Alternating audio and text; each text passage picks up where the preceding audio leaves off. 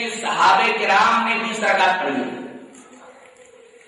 یہ بھی ذہن نشین کر لیں کہ کسی صحابی سے بھی 20 رکعت ثابت نہیں. بعض لوگ یہ کہتے ہیں کہ 20 رکعت تراویح کے اوپر اجماع ہے. کان کھول کر سن لے کہ اس پر اجماع کا دعویٰ بھی باطل ہے. بعض لوگ یہ کہتے ہیں کہ 11 رکعت سے زیادہ پڑھ لیا جائے تو کیا حرج ہے.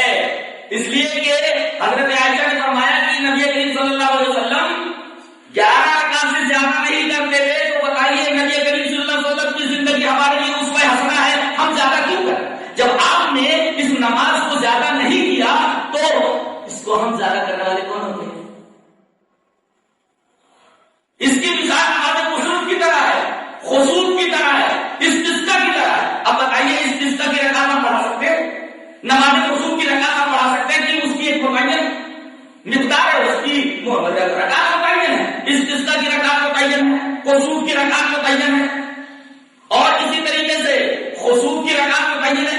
جب ان نمازوں کے اندر ہم اضافہ نہیں کر سکتے اس لیے کہ نبی نے اتنی ہی رکعتیں پڑھی ہیں, تو نماز تراویح کے بارے میں جب یہ ہے کہ نبی نے 11 سے زیادہ نہیں کیا تو ہم اگر 11 سے زیادہ کریں تو خلاف سنت نہیں ہوگا.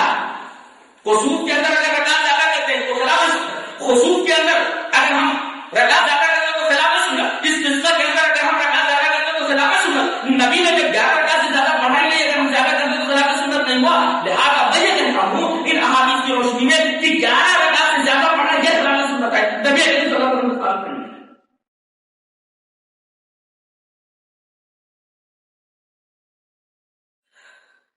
اور یہ بات میں نہیں کہہ رہا, یہ بات حضرت عباس اللہ تبارک و تعالی نے رسول اللہ صلی اللہ علیہ وسلم کی دعا کی برکت سے ان کو تعبیر کا علم عطا فرمایا تھا اور قرآن کا بڑا زبردست علم عطا فرمایا. تفسیر ابن عباس پڑھی,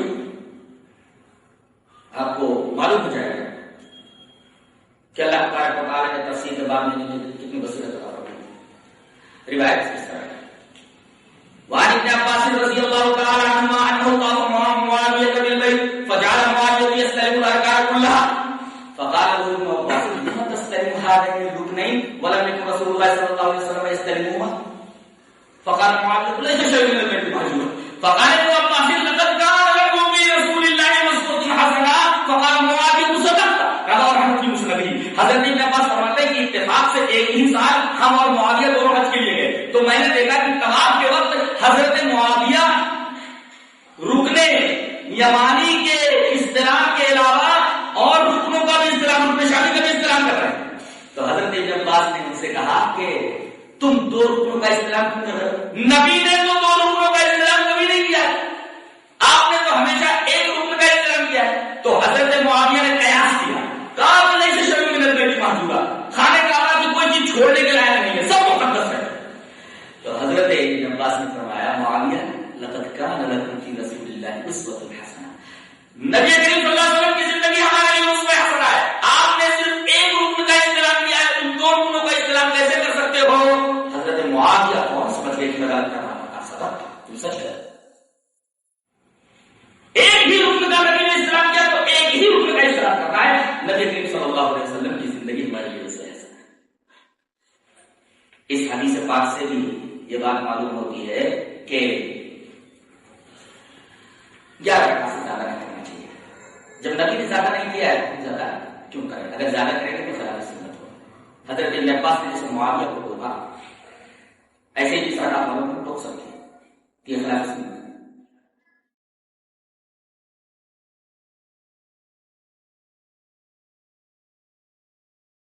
نبی نے جتنا بتا دیا اس سے تھوڑا بھی زیادہ کریں گے تو قابل قبول نہیں کریں. اور یہ میں نہیں کہہ رہا, یہ تمام صحابہ کرام کا عقیدہ ہے. مثلا ایک دلیل اور پیش کروں, وعن نافع ان رجلا عطس الى جنب ابن عمر فقال الحمد لله والسلام على رسول الله قال عمر وانا اقول الحمد لله والسلام على رسول الله وليس هكذا علمنا رسول الله صلى الله عليه وسلم علمنا ان نقول الحمد لله على كل حال رواه الترمذي في كتاب الادب. حضرت امام ترمذی اس حدیث پاک کو کتاب الادب کے اندر لائے.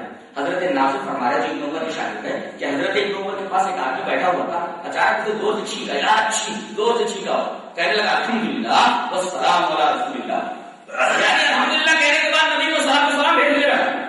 حضرت ابن عمر نے ٹوکا, کہا کہ میں بھی بولتا ہوں الحمدللہ والسلام علی رسول اللہ، لیکن اس موقع پر نبی نے ہمیں جو سکھایا ہے اتنا ہی کافی ہے. اور نبی نے ہمیں کیا سکھایا؟ الحمدللہ کہنا. تم نے جو السلام علی رسول اللہ پڑھایا ہے یہ یہاں اس موقع پر نبی نے ہمیں نہیں بتایا. اللہ اکبر. ٹوک دیا انہوں نے، حالانکہ انہوں نے گناہ نہیں کیا تھا، الحمدللہ کے بعد نبی کے اوپر سلام بھیجا تھا، لیکن ابن عمر نے ٹوک دیا، کہا کہ نبی نے جتنا بتایا اتنا ہی ہمیں کرنا ہے، اسے زیادہ نہیں کرنا. یہ حدیث بھی بتا رہی ہے کہ نبی نے جب 11 رکعت سے زیادہ نہیں کیا تو ہمیں 11 رکعت سے زیادہ نہیں کرنا چاہیے، خلاف سنت ہوگا.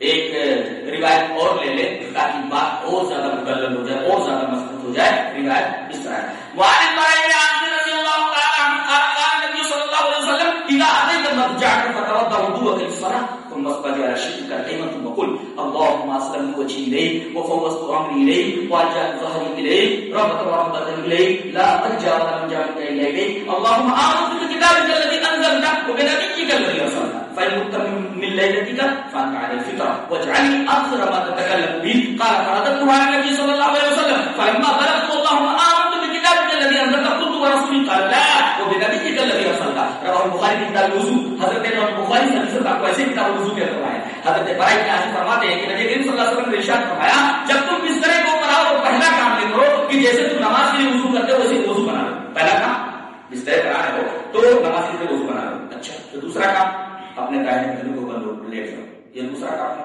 تیسرے یہ دعا پڑھو، اس کے بعد سو نماز کے لیے وضو بنا لو سونے سے پہلے، پھر داہنی کرکٹ بنا کر تیسرے کو لیٹ جاؤ دو، اور تیسرے یہ دعا پڑھ کے سو جاؤ. کون سی دعا؟ یہ میں نے فائدہ فرمایا جائے کہ اگر توحید والا ہے موحد ہے اسی رات کو مر گیا تو اسی طرح تو سے موت ہوگی. اور نبی نے ترغیب دی کہ کوشش کرو کہ تمہارا آخری کلام یہی ہو، تمہارا آخری کلام یہی ہو. حضرت براء بن عازب نے جو اس دعا کی فضیلت سنی تو کہتے ہیں کہ جلدی سے ہم اس کو یاد کریں. اور نبی کریم صلی اللہ علیہ وسلم کے پاس آپ کہا کہ اللہ کے رسول میں اس دعا کو دہرا رہا ہوں، ذرا کہیں گڑبڑی ہو تو آپ کریکٹ کر دو، اس کو کریکشن کے لیے آیا. فرض قرآن نبی صلی اللہ علیہ وسلم میں نے اس کو ریپیٹ کیا نبی کریم صلی اللہ علیہ وسلم کے سامنے.